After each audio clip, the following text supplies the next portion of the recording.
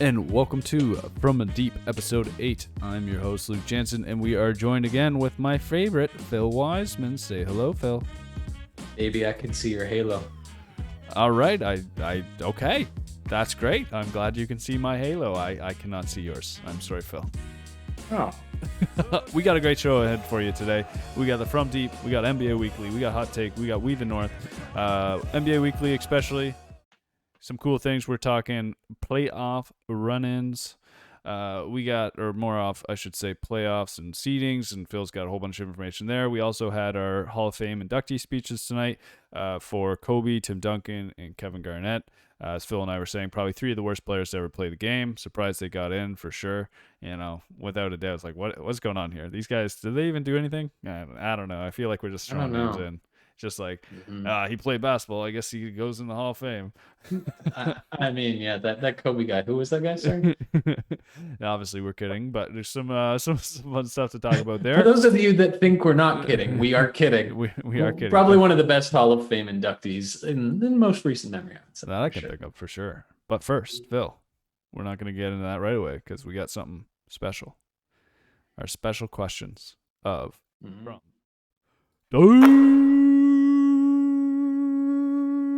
Episode 8, From Deep. Rock, paper, scissors to see who decides it. Let's see. Let's see it. All right, you ready?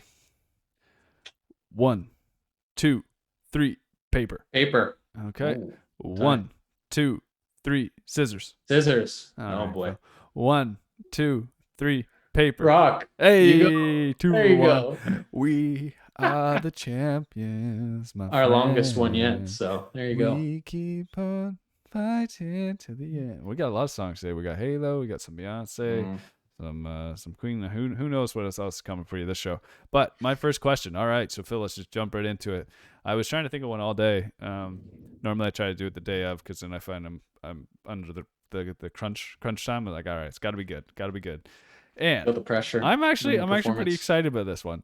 So as we know, when Dame hits his three, you know, we have the hand on the wrist. It's Dame time, baby. We got baby. It's James Harden. 15,000 steps today, Luke. Let's do it. Stirring up the pot, and you have all these type of basically they're kind of what would you even call that? I guess they're signature celebrations. So, Phil, what would your signature celebration be if you played in the NBA? What would your signature celly be? And I can go first if you want to give you some time to think about it. You've got one already. Let's hear your signature celebration. Okay, so for those that you're not going to be able to see it, or I guess if you're on audio, so I'll explain it. But Phil, you're going to see it first. It's just going to be like,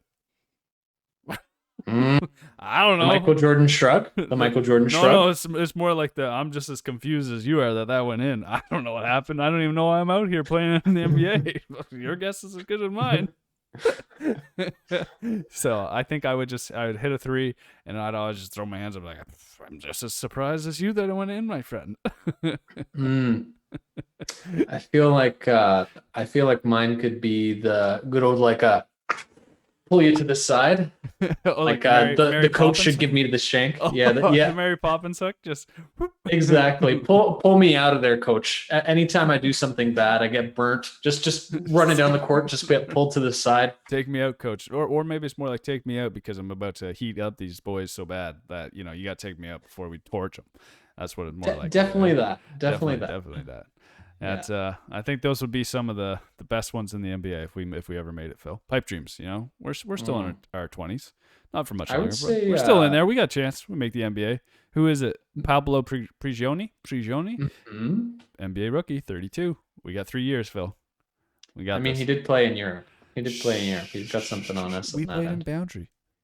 It's the same. It's the same thing, Phil. It's the same thing. Public school versus European second. Yeah. You're right. You're onto something. We're gonna make the show, okay? All right, that's my question. So I liked your answer, the Mary Poppins grab. That would actually be hilarious to see someone actually like.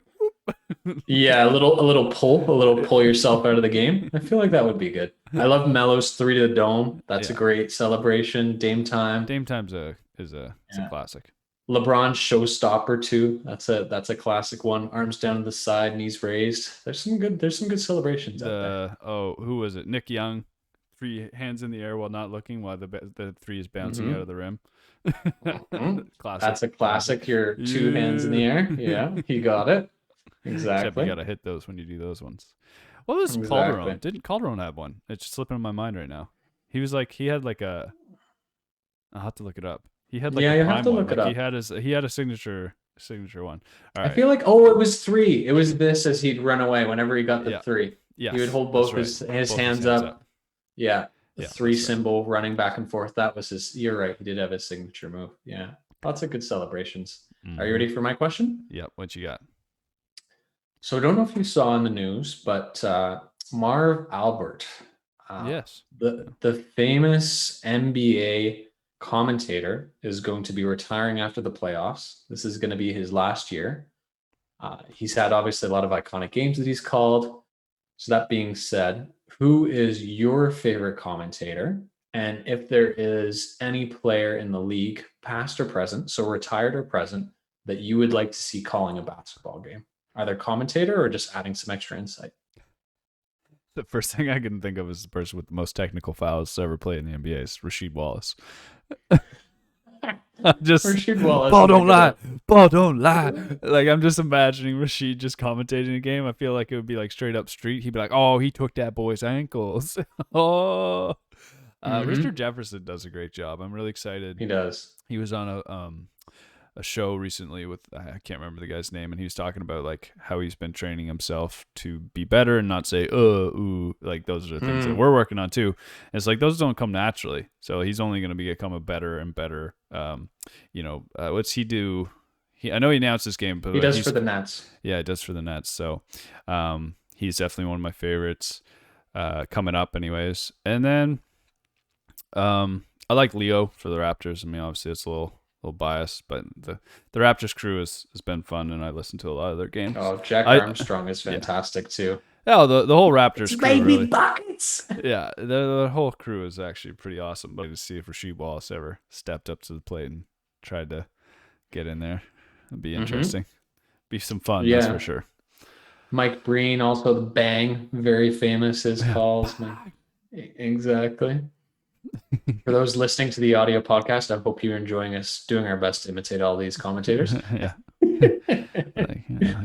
Cancel my subscription. We're done. We need them. Done. We only have 16. Please stay, please. Yeah, exactly right. Yeah. So yeah, sad news with Marv retiring, but he's been in the league a long time. I think he's in his 70s now, so makes sense that he's starting to think about that stage of his career, I suppose. Yeah.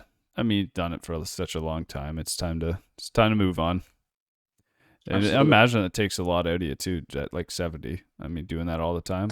All the prep. I mean, speaking for ourselves, the prep for a podcast, let alone the prep for a game. Like, you have to be really on your ball. You have to know all the statistics, all the people playing in the games. There's a lot of prep that would come with that. So I imagine that must be tiring. Yep, and a lot of times you retire at 65. So if he's gone to 70, it's 5 years more than what would be expected of him. So good for him. And I'm sure if you'll see him do like games here and there. You know what I mean? He'll come on whether as a special announcer or like he'll still be around. It just probably won't be a full-time gig, right? It'll be a couple games here and there per year. Hopefully so. Yeah. Oh, I imagine he couldn't walk away from doing it all the time. I'm sure he loves it. He probably just doesn't want to do it on a full-time basis anymore. That's our question. So I liked it. It was a good one, Phil. It wasn't super silly, but I still enjoyed it. Doesn't always have to be silly. That's okay. And our other question, though, our more thought-provoking question is, and this one's with playoffs coming up, it's actually a pretty good discussion. Are the best 16 teams, should they be the ones that go to the playoffs, or should they keep it with the conference play, which is the top 8 teams from the conference? I would love, Phil, why don't you kind of give me your thoughts, opinions on that, and then I'll tell you why you're wrong and why I'm right. Well, I know I'm right. So let me tell you why I'm right and you're wrong. Probably the same opinion. Okay. I personally like conference play. I don't know if you're conference play or best 16, but I like conference play. I know that's a little controversial when you think of like some of the teams out of the West that go above 500 and then lo and behold don't make the playoffs. Mm-hmm. I'm a sucker for tradition that way, I suppose. I like to see 8 teams from each conference make it. I mean, this season could be a prime example of why we want to keep conference play as it is, because a team like the Wizards that came on late in the season that were really bad at the start and then really came on at the end of the season, we wouldn't see them. We wouldn't see them if we were doing best 16 teams. So that kind of gives the opportunity for those teams that are really on the outside looking in to kind of make a chance, and also keeps things a little bit more fan base focused versus just being league focused. At least that's my thoughts. Yeah, no, I love the idea of the best 16 teams because the West is often stacked. But I also think that it allows different teams the ability to market and get trades. Like, where are the best players in the league? Oh, they're all on the West. I'm going to go to the East. And I maybe, like, I just, in my opinion, I think that's wise. Like, because I'm thinking like the Raptors, like, they already have a tough time getting people. If it was like the best 16 teams, like your lower base teams that aren't like, it would just be so hard to even get players there. But like on the East now, you can be like, okay, well, hey, LeBron's in the West. You want an easy ride in, come over to it's not an easy ride, of course. The East is strong, but it's not as strong. So it's like we have a better chance of making the playoffs. I personally am all for conference play. I think it works out well, and it allows smaller market teams to do well on depending where they're at. In the sense of the East, anyways, personally, I believe. It's just bias. Look at us, we're green, ladies and gentlemen. Look at that. Another thing where we agree on. Well, we might just be best friends, Phil. Who knows? There we go. We might just look at us. Look at us. It just makes sense. Like the conference play makes sense. If you don't like it and you feel like you're stacked in on the West, well, hey, guess what? There's a lot of teams on the East you can go join and play with. So Kevin Durant going to the Nets is a prime example, right? Going to the East to make a little bit of an easier road. He didn't play barely any of the season, and they finished in the second in the East and have a really easy chance, not an easier chance, but a good chance to make it far. Versus like when we get to the playoff previews, like you're going to see as we review it, how tight, how tough it will be to, if you're LeBron and the Lakers, to try and make it, being a 7th seed potentially or a 6th seed. Yep. No, it was just obviously it was surprised to see LeBron go to the West. I know why he did it from a business perspective, especially after his life after basketball. How they makes a lot of sense, but I don't think he goes to the playoffs as many times as he has if he had primarily played in the West. I don't think you have the same career arc because the East has been quite easier. Like, think about the teams he's had to be out. Not that the East is easy. Again, I'm not going to say that, but there's a lot less teams in the 8th, 7th. And like that first round is a lot easier. And sometimes you have teams in the West that are like battling you out hard. Like if the Warriors make it in, like the Warriors are a scary team for an 8th seed team. Like that's an intense team for the 8th seed of the East, where you're looking at Washington or Hornets. The Hornets, Pacers, which again, good teams, but definitely not someone as scary as the Warriors. Now, if the Warriors had Clay, they'd be higher, but still, like I think that conference play all the way. Good stuff. All right. Well, maybe we should get into previewing that set. Yeah, let's talk playoffs. Are we ready, Phil? You ready for to hear that slam, jam, wham, bam? NBA Weekly. We are here. We are ready to dunk on everybody's faces with all of our awesome information. I know Philly Boy is running this one. He's going to kind of walk us through the East, the West, and then afterwards we're going to jump into the NBA Hall of Fame inductees, and we're excited for it. Phil, what information you got for me? Well, you put on those glasses. We've got the glasses are coming on. It's getting the notes are getting in detail. It's getting serious in here, guys. The glasses are on. The glasses are on. Nitty gritty. Exactly right. The glasses are on to break down the playoffs for you here, ladies and gentlemen. We've got one game left in the regular season, or one day left in the regular season. One game for those that are still there. And that being said, let's break it down conference by conference. So in the East, we've got the Brooklyn Nets. We're going to be finishing in the 2nd seed. We've got the 76ers in the 1st seed. Bucks are in the 3rd seed. Those are all locked in. And then 4 through 6 is really where things could kind of change. We've got the Knicks, the Hawks, and the Heat all vying, different tiebreakers in play. The Knicks do have the tiebreaker. That being said, we'll see what happens when everything is said and done. And I'm pretty excited to see the Knicks back in the playoffs, to be honest. Our Julius Randle, I know you love your some Derrick Rose. Are Oh you yeah. excited for the Knicks to be back and potentially with home court advantage? Yeah. Oh, for sure. I mean, the Knicks. We were talking about this. Yeah, the Knicks and Mm-hmm. the Hawks have a potential chance to play each other, and nobody even had them projected to be in the playoffs. So it'd No, be very cool. I mean, the Hawks really struggled. I had high expectations for them at the start of the season, and then I kind of forgot about them because they just played terrible. the Hawks you're And talking then about, yeah, right? the Hawks, yeah. Mm-hmm. And then I kind of was like looking the last couple months. I'm like, whoa, what's going on there? Like the the Hawks are winning, and now they're in the playoffs. So I both those teams, um, kind of similar to the Heat last year, where we don't you know what to expect because you've seen them play all year, but they're kind of those wild cards. Like they could either play really really well in the playoffs and somehow get to a conference finals or even the actual finals. There's just because teams aren't going to have built out a ton of information on them.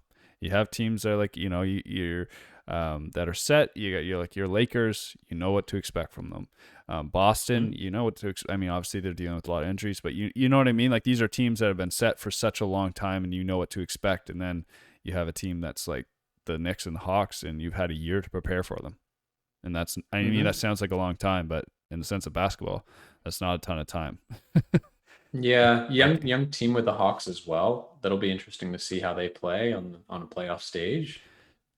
Knicks, Julius Randle, I think will be really good. I'll be interested to see how the others kind of perform. yeah. I think if they play each other, that'll be kind of the perfect introduction for both of them back into the I playoffs. I kind of hope they don't. I kind of hope that because I want them to both have a chance to go a little farther, but at the same Hmm. time, it'd be fun games. For sure. So those are the six teams we know for sure that are in the playoffs. And then we've got the play-in tournament in the East. Yep.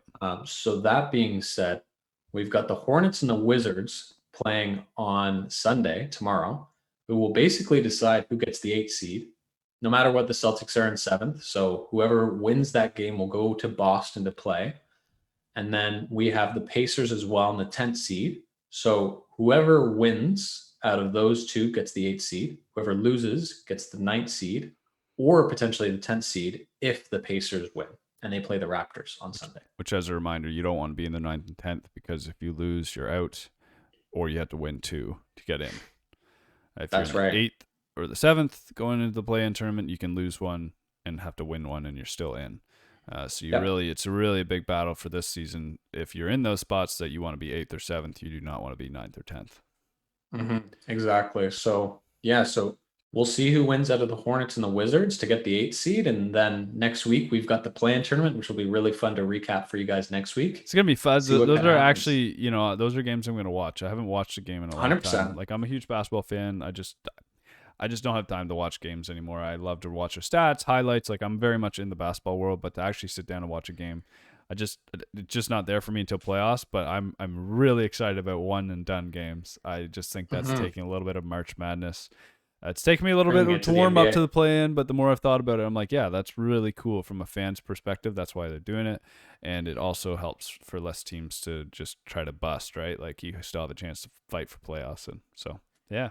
100%.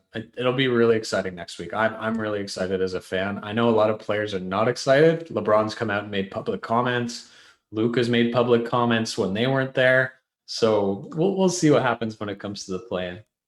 And then I guess just to recap the West, so Jazz and the Suns. So Jazz will be the number 1 seed in the West, which is big. Suns will be the Well, number before two we seed. before you run through the West, let's just quickly Yeah. talk. Who do you have winning the East?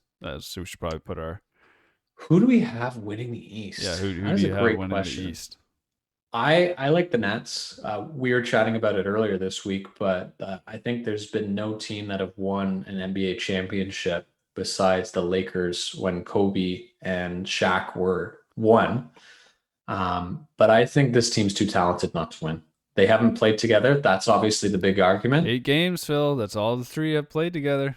Think of the big I know, three. but Miami Heat. Their first season, they struggled. they made the finals though. They made the finals though. True. If they're healthy, I think they will go to the NBA finals. I'm gonna throw it on the Bucks. That's my Okay. yeah. Okay. The 3rd seed. Yeah. Giannis is Giannis. just continually getting better, and the Mhm. Bucks they with Drew Holiday they've secured a lot of better players around him this year. I think that complement him even better. And I think, I'm looking at all the teams. Obviously, the Nets are really powerful, but I just don't think 8 games together as a team, there's too much. If the only, like we talked to, and I'll hold to this, if the Nets win their first couple of games and take series leads, they will make the finals.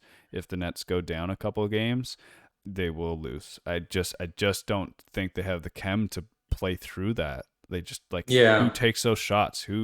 What does the coach do?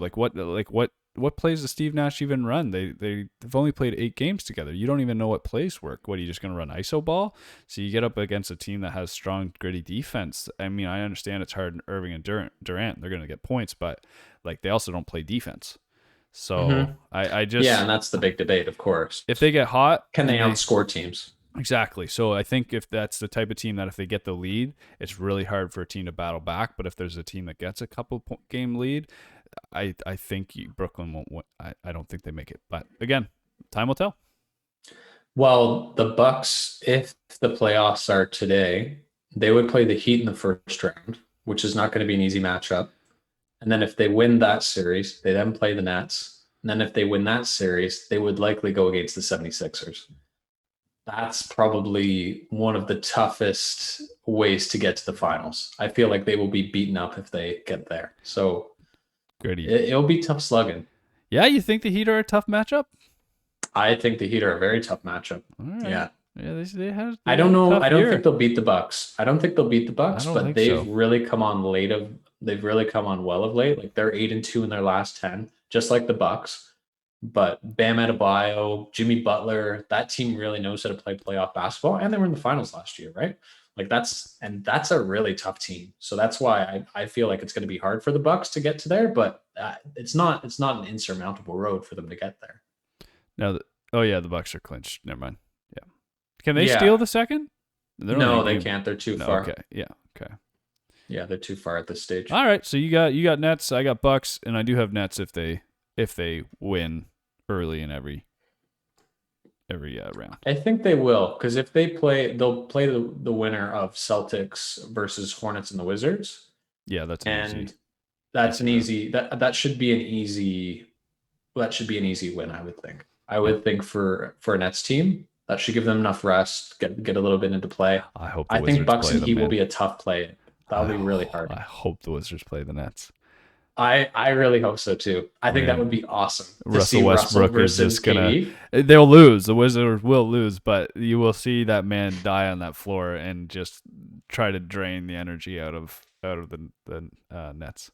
It'd be fun. Mm-hmm. All right, what do you got for the West? Yeah, for the West.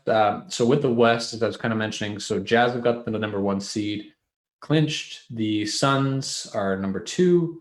And then it really comes down to the Nuggets and the Clippers on who will get the 3 seed. Nuggets play the Blazers, which is going to be a massive game with playoff implications. If that's a playoff preview, is as of today. If the Blazers lose and the Lakers win, the Lakers avoid the play-in tournament, which would be really big. So LeBron and obviously AD are starting to get back in rhythm and are starting to look like they're gelling together.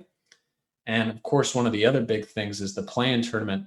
If the Blazers win and the Lakers win, they have the tiebreaker, and we will see Stephen Curry versus LeBron James for a play-in tournament game. And that would be probably highest ratings in the since the finals, right? Next to the finals, I would imagine. The Warriors don't win that series in 7, but all they got to do is win 1.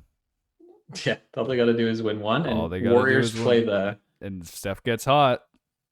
Obviously the Lakers will still get the 8th. Like if they do lose the game to the Warriors, they'll be able to take out 9 and 10. But still, it's the Warriors are the Warriors, and Steph is Steph Curry.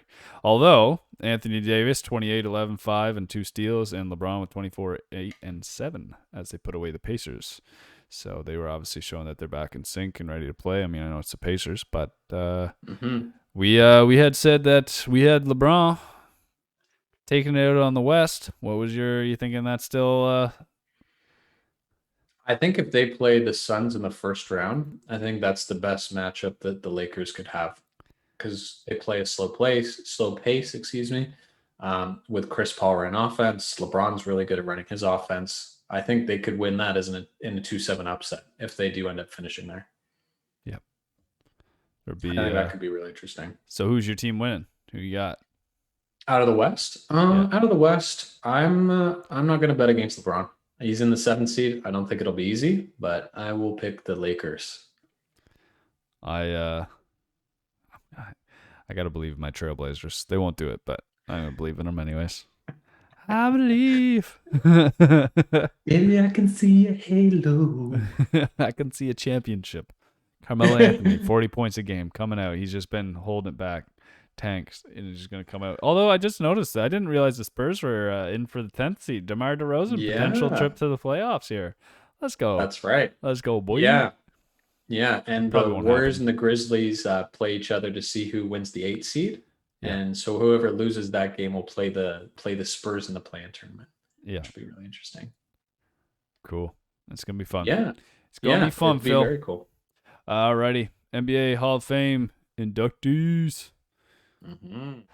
Oh, we have a slam dunk. That slam dunk was supposed to be there, but it was still really cool to hear it. We got a picture popping up for those of you who want to see who's in there. Look at that. Beautiful faces. Kevin Garnett, Kobe Bryant, Tim Duncan, as we said, pretty much a bunch of nobodies.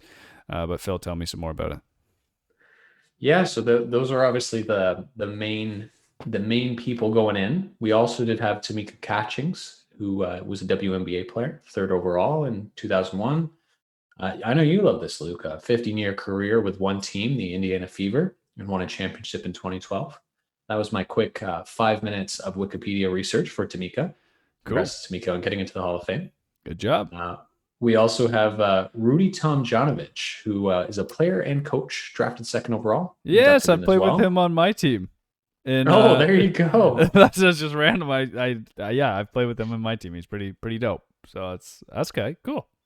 Yeah, so Rudy in there as well. But obviously the main headliners were Kobe Bean Bryant, as I should say, Tim Duncan, and then Kevin Garnett. With Kobe obviously passing away last year just before really the coronavirus. His wife, Vanessa Bryant, gave a really emotional speech talking about how he was an awesome girl dad, how he literally winged every speech, which was something I didn't know.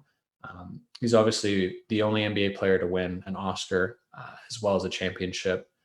He was very thankful for all of the people who supported him as well as doubted him. That was something that she really wanted to highlight, that it was something that not only do you just look for fans, but he also looked for the haters, so to speak, to kind of grow his brand, grow his strength, grow his will to win. What was your favorite thing about Kobe? What makes you think of Kobe today, Luke? Well, painful memories as a Raptors fan. 81 points. Yeah, 81 points. Love me some Kobe, but he did my Raptors dirty. He was such an unbelievable player, right? He inflicted pain on a lot of fan bases that weren't Lakers. Yeah. Oh, Kobe was next level. Fierce competitor. You know, he was able to hit any shots he wanted to. His last game obviously went out like a legend. 60 points against the Jazz, won the game. Like Kobe was all about his moments. Was he a top 5? I don't know. There's going to be a lot of arguments to be made, but one thing that you know about Kobe is that he was the Black Mamba for a reason. He was a clutch shooter, and he lived for those star moments, and he did it over and over again for the same organization. Yeah, that worker mentality, Mamba mentality that's really been instilled and passed on to these NBA players nowadays. So yeah, I think he'll live on in memory and live on in a lot of players' work ethics and how they try to do it. When I think of Kobe, I think of Giannis now, to be honest. I think Giannis works harder than a lot of people in this league, and he really reminds me of him in that sense. Maybe not with the accolades that he's yet to get from a championship perspective, but from an MVP perspective, Giannis kind of makes me think of Kobe right now. Yeah. Yeah. And then obviously we have Tim Duncan, who is another inductee. He was presented by David Robinson, who obviously is a longtime Spur, won championships in his rookie or in his sophomore season, I should say. He was really thankful and very happy with being there in the moment, but was also a little bit shy. It's kind of cute to see how he was playing the crowd, as well as thanking his past teammates, Tony Parker, Manu Ginobili, and then, of course, talking about his coach, Greg Popovich, setting the standard of greatness and being blessed and guided by such incredible people that brought him to where he was. When you think of Tim Duncan, is there anything that kind of comes to mind for you? Or Oh yeah, they took down the Heat. And that's all that mattered. Do you remember us sitting? And although, so we I think we were at your house watching the game when Ray Allen hit that shot. That was I was so excited. That was a rough day for me. There's just reliving all these painful moments of these legends here. But no, obviously the season they took him out, that was pretty incredible. Tim Duncan was just Mr. Fundamental. You know what I mean? You couldn't. I still remember the plays where he would literally just catch it at the post, turn around, and didn't even look at the backboard, and just it just went in because like he had just done it so many times. And he was really fun to watch from a person who really loved basketball. He wasn't super flashy, but if you loved the game of basketball, you could really enjoy Tim's game. He was like efficient, and he made the big fundamental. He made all the players around him better. And again, you're looking at these three people, and two of them especially stayed with the same organization the whole time and won their rings. And you could even say Kevin Garnett, he didn't really move around that much. Celtics, Timberwolves, and then you could say Brooklyn at the end. That was just a weird thing, but primarily stuck with two teams. And you see these living legends who didn't like really go creating super teams, man. They just were where they were at and built winning championship teams and winning mentalities. And so Timmy just, to me, is just like Mr. Basketball. He could be the next NBA guy on the front there. We could just put him as the logo. Turning around doing a bank show? Is that the little logo there. And also I just love that he's like totally embracing retirement with his hairdo, and he seems really relaxed and just enjoying life.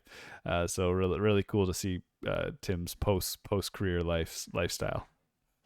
Yeah, definitely. He was thanking the organization, of course, with the Spurs, and I was listening to a podcast earlier today with Kirk Coldsbury and Zach Lowe, and they were talking about Kirk worked for the Spurs, and they were talking about his memory of Tim Duncan was literally him at practice with practicing the bank shot over and over and over and over and over, and that's what he thinks of greatness and thinks of Tim Duncan, is that constant repeat and consistently perform because he put in the hours and put in the time.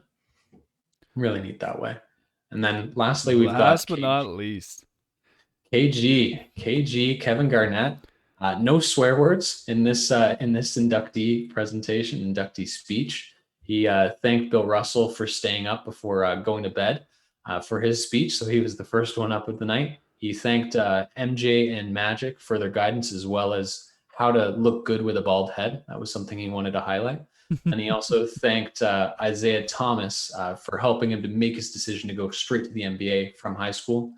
He's from South Carolina, so he was shouting out South Carolina and then went through each organization and thanked them individually. When I think of KG, I think obviously of him as a Celtic winning those championships, but he left a hell of an imprint as well in the Timberwolves. And I think that's going to continue to kind of grow and build. Is that something that sticks with you? Is him as a Celtic, him as a Timberwolf, or something else? Well, to me, like, KG did something similar, like, and I'm not going to compare them, but like that Kevin Love, they went to the Wolves and they just absolutely dominated on every aspect. Just incredible. And then, moved on to different teams to go get their rings, as the Wolves have always struggled to really create a winning atmosphere by bringing in a ton of superstars. But yeah, KG to me, like, it's funny seeing all these personalities. You got Tim Duncan, who is just amazing, but was very, very non-talkative, not in the media at all, really. Like, he was just kind of quiet, but winning. You got Kobe, who was just a straight killer and super like competitive and kind of, he had some fun, but he was pretty serious all the time. And then you got KG, who was just kind of like, honestly, a buffoon, man. Just, he would get in people's, just a character, just like getting in people's ears, getting in their face. I was reading an article when he was playing with the Wolves before he got traded over, and when he went back to them for the final year, and Zach LaVine was there. and he's watching like the Gladiator, and he's like, boys, we gotta play like this. We gotta, you die for what you love. And but like that was who he was. Like that, like he Yeah. wasn't kidding. Like that's how he got hyped up before games. There is some information coming out how Doc would tell rookies to like stay away from KG before games because KG was just like he would go insane before games. Like that was just his prep, was just to get so insanely focused. And that's why you have him chirping everyone, because like he knew he could get under your skin. If he could get under your skin, then he could just play his game. And there's just something to love about all three of them. I mean, KG for me is just his gritty attitude. He's a power forward who could really start spreading the floor quite early into his career, which wasn't quite seen a lot. Oh, man, Pick and pop. Pick and pop. I really think if the 3-point shot was more relevant for bigs, KG definitely would have been a guy who would have hit way more threes.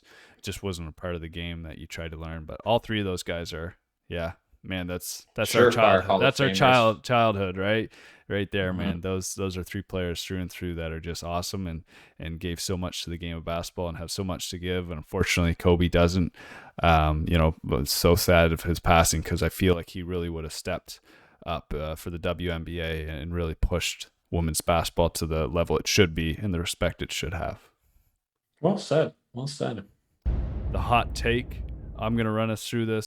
Waj, he tweeted it recently. Is this type of basketball here to stay?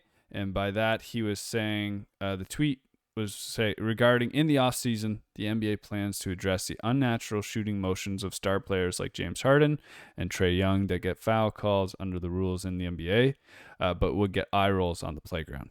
So, me and Phil talked about this. He'll be back shortly to give his opinion on it. But I don't like it. I appreciate what James Harden does. I appreciate what Trae Young does. I appreciate all of our shooters in the league and how they get buckets. What I don't appreciate is drawing fouls that really, truly are not fouls you would call. Like if you were at the Y playing ball, these are fouls that would never be called. James Harden, if somebody jumps up, he jumps into them. It's an unnatural shooting shot. Phil, are you with us? Now I'm here. All right, perfect. We're just explaining how the James Harden, Trae Young, and how the NBA is looking into changing that rule. And it's true. I think that's right at the end of that tweet. It says, but would get eye rolls on the playground. You would never have those fouls called playing basketball. If I called that as a foul on the playground, I get thrown off the court. So it's kind of just ruining the game to me. I hope they do change it. I don't think that having an unnatural foul like that, like if you get hit on your shot, on your normal shot, sure, call it up. But if you are looking to get fouled because a player left his feet, if a player has left his feet, you should be able to take advantage of that by getting to the rack. That is now your ability to score an easy point, and just jumping into a foul to get two easy ones, it takes away from the game of basketball to me. What do you think, Phil? I agree. I'm glad we went over this beforehand, because I do know what you're talking about. And I agree. The motion that some of these players are taking after they see a player slip up, they're taking full advantage of the rules rather than kind of letting the actual flow of basketball happen. I think they are very smart. He'd get someone off his feet, and that'd be like he would just embarrass them after that. But just jumping into him, it kind of takes away from that moment. Like that player's already made a mistake. Now embarrass them. Don't just jump into it and get two easy jump free throws. Like I just don't like it. Yeah, I tend to agree. I think they're taking advantage of the rules. I think it also shows the intelligence that these players have. Like James Harden can pick up literally on the slightest motion and realize that he's going for a rip through. There was a really great highlight of Doncic playing Kevin Durant, and Kevin Durant, the way he was defending him, if Doncic moved his arms up to shoot and literally just moved his arms up, he was going to knock into Kevin Durant's hands, even though it wasn't a natural basketball play. It's a foul in the ref's eyes. And that's something that's very smart by him, but looks silly when it comes to an actual game that's a foul call. It's something that needs to change, I agree, because it takes away from the perspective of a fan really enjoying and seeing those Allen Iverson blow-bys and that kind of thing. 100% agree with you. Yeah. No, it's great. So I guess our hot take here is just to say that is this type of basketball here to stay? And we're both saying hopefully not. That's right. I like, again, these guys are very talented that are drawing these fouls. They can get buckets without having these extra calls for them. And if you can't get your buckets and need those type of calls to really start racking up in the high 20s and 30 points, then well, that's on you. Figure out how to play better. Everybody's scoring 20 points this game anyways, like this year. Yeah. These guys can shoot. They'll put it in the net anyways. All right, that's our hot take. And lastly, we are finishing up with Give me some Raptor news. Give me some Raptor. What is it, Phil? Give me some Raptor news. Phil, take it away. What you got for me? I'm here with you. I got my headphones on. AirPods failed me. That being said, the Raptors season, you could maybe say it failed us a little bit here too as Raptors fans, but that's okay. Promising draft pick coming our way. Raptors are finishing 4th last in the East, 7th worst record in the league. There you got one more game to go against the Pacers, and then that is all she wrote for the season. Do you think this team will stay together? Do you think they'll split up? Is this Kyle being done with us? So we kind of chatted about it a little bit last week, but what are your thoughts on this season for the Raptors? Well, first, our draft pick, we're just going to get the next Brazilian Kevin Durant. Oh, wait. We Bruno. tried. Bruno! Mm-hmm. Didn't pan out. Yeah, no, I was talking to a couple guys just playing basketball with today actually about this and Lowry. Only thing, like, these guys have to be talking. The Raptors, you could say they did DeMar dirty, but that just kind of all happened in those type of trades. You got to do quickly and you got to make it, and it worked out. But I don't think Lowry would have been traded if they didn't think there was a chance he would stay.